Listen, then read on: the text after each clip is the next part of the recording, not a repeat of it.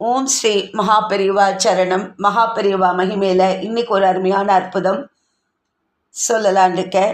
பெரியவா அப்போ கலவையில் முகாமிட்டிருந்தார். ஆஸ்திரியா நாட்டை சேர்ந்த ஒரு பெண் இந்தியாவுக்கு வந்திருக்கா. அந்த பெண் தன்னோட நாட்டில் இருக்கும்போது அவளுக்கு அடிக்கடி ஒரு கனவு வந்துட்டு இருந்தது. அந்த கனவுல பச்சை புடவை கட்டிண்டு நிறைய நகைகள்லாம் போட்டுண்டு காட்சி கொடுக்குற மாதிரி ஒரு பெண் உருவம் காட்சி கொடுக்குற மாதிரி கனவு வந்தது. இது மாதிரி அடிக்கடி வந்தது. கனவுல அந்த உருவம், நீதான் என்னை பார்க்க வரல, நானாவது வரேன் அப்படின்னு சொல்கிறது அந்த அந்த கனவுல வந்த அந்த பெண் உருவம். இந்த பெண்ணுக்கு, இந்த ஆஸ்திரியா நாட்டை சேர்ந்து இந்த பெண்ணுக்கு ஒன்றும் புரியல. யார் என்ன, இந்த மாதிரி ஒரு பச்சை புடவை ஜொல்சி இந்த மாதிரி பார்த்ததே இல்லை. இப்படி ஒரு உருவத்தை, இது யார் நம்ம கனவுல வந்து இப்படி ரொம்ப நம்மளை டிஸ்டர்ப் பண்ணுறது, இப்படி ஒன்று வந்து நம்மளை நீ தான் என்னை பார்க்க வரல, நானும் அது உன்னை பார்க்க வரேன் மாதிரி வந்து சொல்கிறதே புரியல ஒன்றும் இந்த பெண்மணிக்கு. அவள் என்ன பண்ணுறா, தன்னோட கசின் சிஸ்டர்கிட்ட இந்த கனவை பற்றி சொல்கிறா. இந்த மாதிரி ரொம்ப வந்து என்னை படுத்துறது, எனக்கு ரொம்ப டிஸ்டர்ப்டாக இருக்குது, எனக்கு என்ன பண்ணுறதுன்னே தெரியல அப்படின்னு ஒன்று. அவள் இந்தியாவில் தான் படிச்சுட்டு இருக்கா. இவளுடைய நல்ல நேரம் இந்தியாவில் டிஎன்டி மகாதேவன் கிட்ட தான் படிச்சுட்டு இருக்கா. அவரோட ஸ்டூடெண்ட்டு இந்த பெண்ணோட கசின் சிஸ்டர். அதனால் அவரோட ஸ்டூடெண்ட்டாக இருக்கிறதுனால இந்தியன் கல்ச்சர் பற்றியெல்லாம் தெரியும். நம்ம நாடு, அம்பாள், இதை பற்றியெல்லாம் நன்னாவே தெரியும் அந்த பெண்ணுக்கு. அப்போ இவ வந்து தன்னுடைய கசின் சிஸ்டர்கிட்ட சொன்ன உடனே அவள் சொல்கிறா, நீ வந்து இந்த மாதிரி பச்சை புடவைங்கிற நகைங்கிற கண்டிப்பாக இது வந்து ஒரு அம்பாள் மாதிரி தான் எனக்கு தோன்றுறது. உனக்கு கனவுல வந்தது. இந்திய நாட்டில் இருக்கிற இங்கே நிறைய அம்மன் கோவில்கள் ரொம்ப பிரசித்தம் இந்த ஊரில். அதனால் நீ உடனே இந்தியாவுக்கு புறப்பட்டு போ. அங்கே நிறையா இந்த மாதிரி அம்மன் கோவில்கள், காஞ்சி காமாட்சி, மதுரை மீனாட்சி, காசி விசாலாட்சி, திருவானைக்காவல் அகிலாண்டேஸ்வரி, இப்படி நிறையா அம்மன் கோவில்கள் பேரை சொல்லி அங்கே போய் உனக்கு நீ கனவுல கண்ட அந்த பச்சை புடவை, அந்த நிறைய நகைகள் போட்டு அந்த உருவம் எங்கே உனக்கு காட்சி கொடுக்குறாளோ அப்போ உனக்கு அந்த அம்பாளோட அனுகிரகம் கிடைச்சிடுத்தோன்னு அர்த்தம்னு அந்த கசின் இந்த பெண்ணுக்கிட்ட சொல்லி போக சொல்கிறேன். அதனால் அந்த ஆஸ்திரிய நாட்டை சேர்ந்த அந்த பெண் இந்தியாவுக்கு வந்திருக்கா. அம்மன் கோவில்களை தரிசனம் பண்ணி அந்த கனவுல வந்தது யாருன்னு பார்க்கறதுக்கோசரம், அந்த உருவம் என்னங்கிறது பார்க்கறதுக்கு வந்திருக்கா. அவளுக்கு முன்ன பின்ன எதுவும் தெரியாது. இந்தியாவில் வந்து இந்த மாதிரி கோவில்களை பற்றியோ எதை பற்றியுமே தெரியாது, இந்த ஊர் கல்ச்சரை பற்றி. ஆனால் அவள் அந்த உறவினர் சொன்னதுனால இங்கே கிளம்பி வந்திருக்கா. இந்தியாவுக்கு வந்து அவள் சொன்னபடியே அம்மன் கோவில் ஒன்று ஒன்றா போகிறான். ஆனால் எங்கேயுமே இவளுக்கு கனவுல பார்த்த உருவம் தெரியல. மதுரைக்கு போயிட்டு வந்துட்டா, திருவானைக்காவல்னு சொன்ன ஊரெல்லாம் போயிட்டு வந்துட்டா. கடைசியாக காஞ்சிபுரம் வந்திருக்கா. காஞ்சிபுரம் காஞ்சி காமாட்சி அம்மனையும் தரிசனம் பண்ணிட்டா. காமாட்சி அம்மனையும் தரிசனம் பண்ணிவிட்டு அப்போவும் அவளுக்கு வந்து நாளைக்கு மறுநாள் ஊருக்கு போகிறா. எல்லாம் மேக்சிமம் பார்த்துட்டு வந்துட்டா. அவளுக்கு கனவுல கண்டது யாருன்னு இன்னும் புரியல. அந்த வந்த உருவம் இது வரைக்கும் அவளுக்கு புலப்படலை, கண்ணுக்கு தெரியல. அப்போ அந்த கூட இருக்கிற கைடுக்கிட்ட சொல்கிற அவ, நானும் எல்லா ஊரும் போயிட்டு வந்துட்டேன், நான் இந்தியாவுக்கு வந்த பர்பஸே சால்வ் ஆகலை, நாளன்னைக்கு ஊருக்கு திரும்பணும், எனக்கு என்ன பண்ணுறதுனே புரியல. நான் கனவுல பார்த்த அந்த அம்மன், அந்த பச்சை புடவை, அந்த நகைகளோட அது யாருன்னு எனக்கு ஒன்றும் புரியலையே, நானும் எல்லா இடத்துக்கும் போயிட்டு வந்துட்டேனே, எனக்கு ஒன்றும் தெரியலையே, என்னுடைய சந்தேகத்தை யார் போக்குவாங்கன்னு அந்த கைடு கூட ஆக்ஷன் வந்த அந்த கைடுக்கிட்ட இந்த பெண் புலம்புறா. அந்த கைடு உடனே சொல்கிறார், நீங்கள் கவலைப்படாதீங்க, இங்கே பக்கத்தில் தான் கலவையில் சங்கராச்சாரியார் இருக்கார், அவரை போய் ஒரு தடவை நீங்கள் தரிசனம் பண்ணுங்க. உங்கள் கேள்வி உங்கள் சந்தேகத்துக்கெல்லாம் அவர் பதில் சொல்வார். அவர் அப்படியே ஏதாவது ஒரு கோவிலை உங்களுக்கு சொன்னாலும், ஒரு அம்மன் கோவிலை சொன்னாலும், நீங்கள் நாளைக்கு மறுநாள் தான் போகிறீங்க, உங்களுக்கு ஒரு நாள் டைம் இருக்குது, அதுக்குள்ளே நீங்கள் போயிட்டு வந்துடலாம். அதனால் நீங்கள் உடனே சங்கராச்சாரியாரை பார்க்க வாங்க அப்படின்னு அழைச்சிட்டு போகிறார் இந்த பெண்மணியை. கலவைக்கு மகாபெரியவா தங்கியிருக்கிற அந்த இடத்துக்கு. அங்கே பெரியவா பேசின்னு இருக்கார். அங்கே ஒருத்தர்கிட்ட ஆஞ்சநேய சுவாமிகள்னு அவரோட பேசின்னு இருக்கா மகாபெரியவா. அதனால இந்த கூட அழிச்சின்னு போனவர் என்ன பண்ணார், அங்கே கூட்டத்தில் அங்கே ஒரு பக்தர் நாராயணன் ஒருத்தர், அவர்கிட்ட போய் இந்த கைடு அழிச்சின்னு போனவர் சொல்கிறார், இந்த மாதிரி இவங்க ஏதோ சந்தேகம் கேட்கணுமா, பெரியவர்கிட்ட சந்தேகம் கேட்கணுமா, அதனால் நீங்கள் கொஞ்சம் பெரியவா கிட்ட இவங்கள அழைச்சிட்டு போய் இவங்க பேசுகிறதுக்கு ஏதாவது ஏற்பாடு பண்ண முடியுமா அப்படின்னு இந்த கைடு கேட்குறாரு. அந்த நாராயணன்கிறவர் சொல்கிறார், அதெல்லாம் நான் சொல்ல முடியாது, பேசுவாரா பெரியவா, இப்போ பேசுவாரா என்னன்னெலாம் எனக்கு தெரியாது, நான் சொல்லி பார்க்குறேன், எதுவும் கேரண்டி கொடுக்க முடியாது, இவங்கள்ட்ட பேசுவாங்களா என்னங்கிறதெல்லாம் நான் கேரண்டி கொடுக்க முடியாது, நான் சொல்லி பார்க்குறேன் அப்படின்னு சொல்லிவிட்டு பெரியவா அங்கே பேசின்னு இருக்கார் ஆஞ்சநேய சுவாமிகள்கிட்ட. அங்கே மெதுவாக போய் இந்த மாதிரி ஒரு பெண்மணி வெளிநாட்டிலேருந்து வந்திருக்கா, ஆஸ்திரியா நாட்டிலேருந்து வந்திருக்கிற ஒரு பெண்மணி ஏதோ உங்கள்கிட்ட சந்தேகம் கேட்கணுமா, அதுக்காக வந்திருக்கா அப்படின்னு போய் சொல்கிறார்.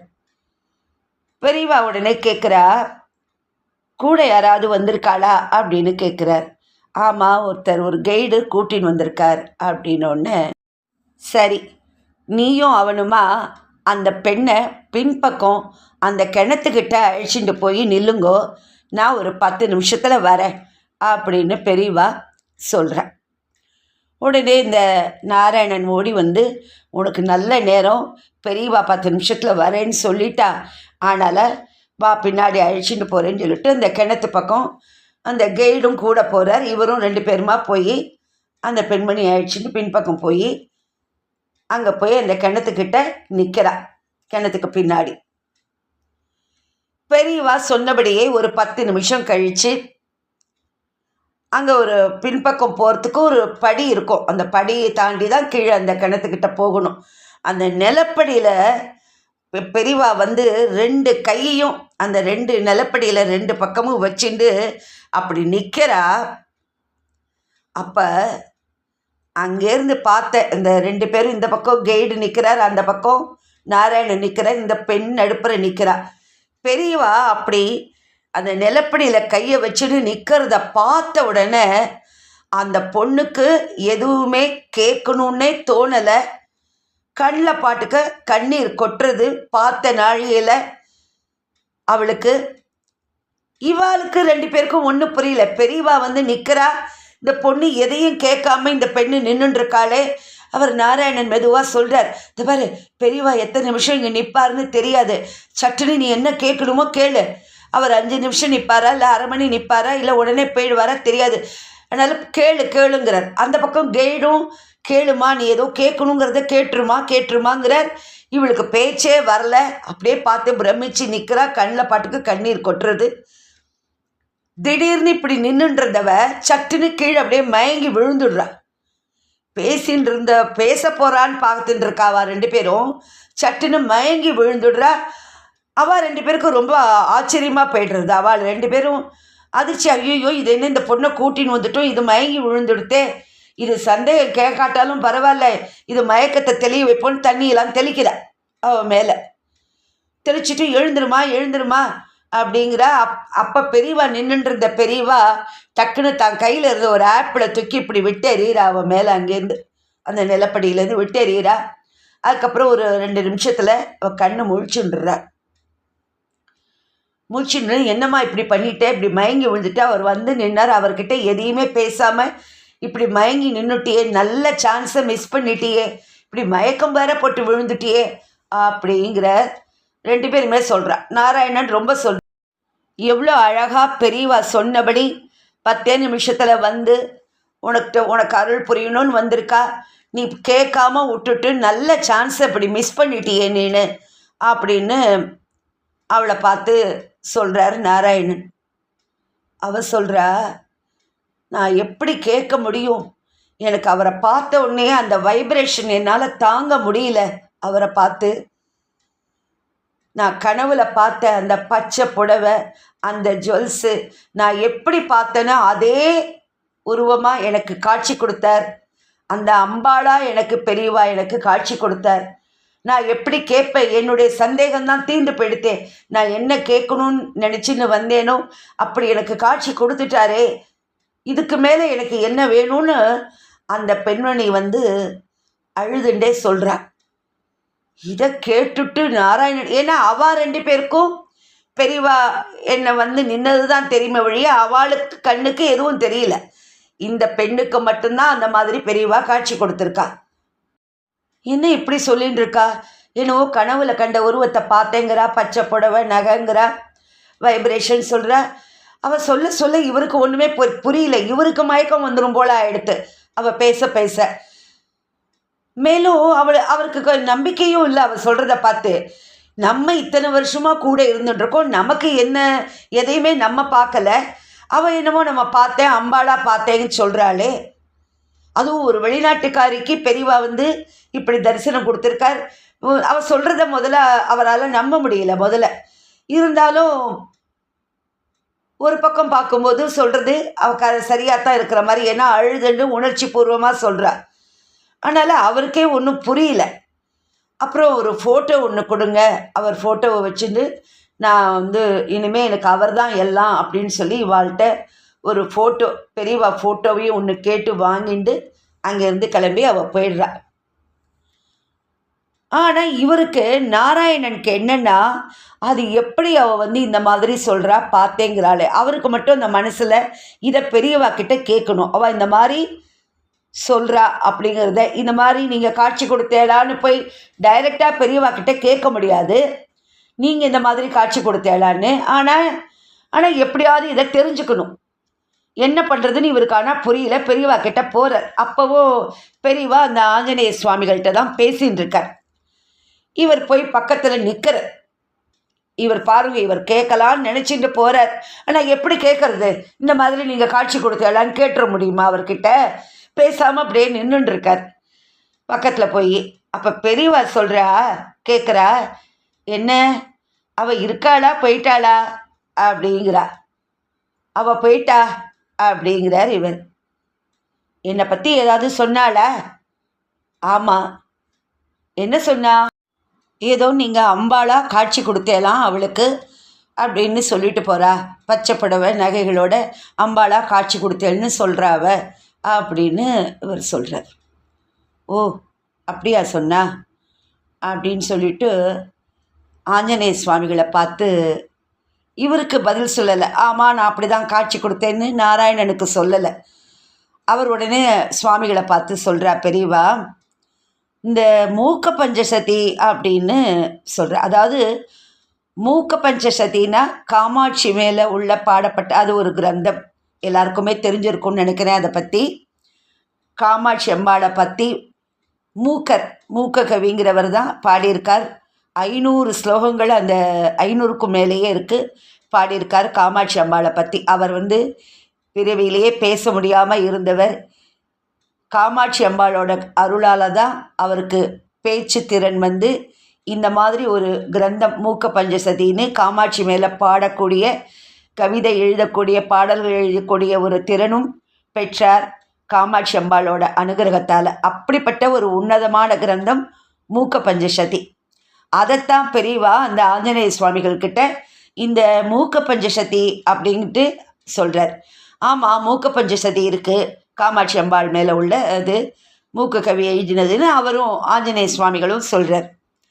அப்போ பெரியவா கேட்குறா, அதில் மூக்க கவி காமாட்சி அம்பாளை எந்த வடிவத்தில் தரிசனம் பண்ணினேன்னு வர்ணிக்கக்கூடிய ஒரு ஸ்லோகம் இருக்கே, அந்த ஸ்லோகம் என்னன்னு தெரியுமா சுவாமிகள்னு ஆஞ்சநேய சுவாமிகள்கிட்ட பெரியவா கேட்குறார். அவர் உடனே சொல்கிறார் அந்த ஸ்லோகத்தை.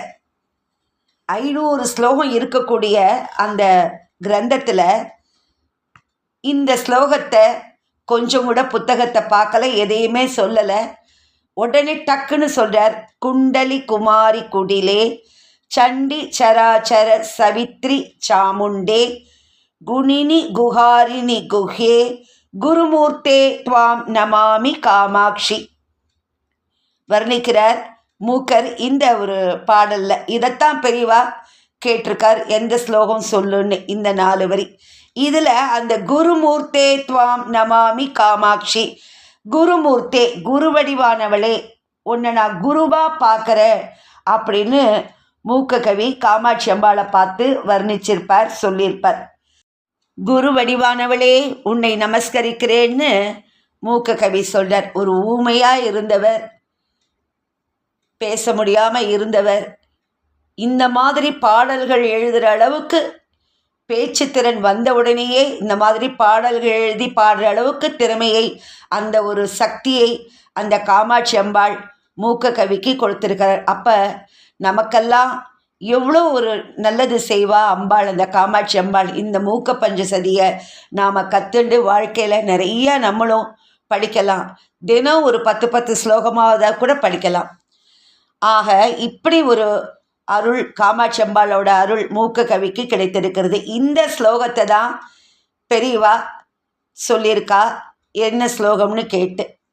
இப்படி இந்த ஸ்லோகத்தை ஆஞ்சநேய சுவாமிகள் சொல்லி முடித்த உடனே பெரியவா சொல்கிறா, இதையே தான் அவளும் சொல்லிட்டு போகிறா.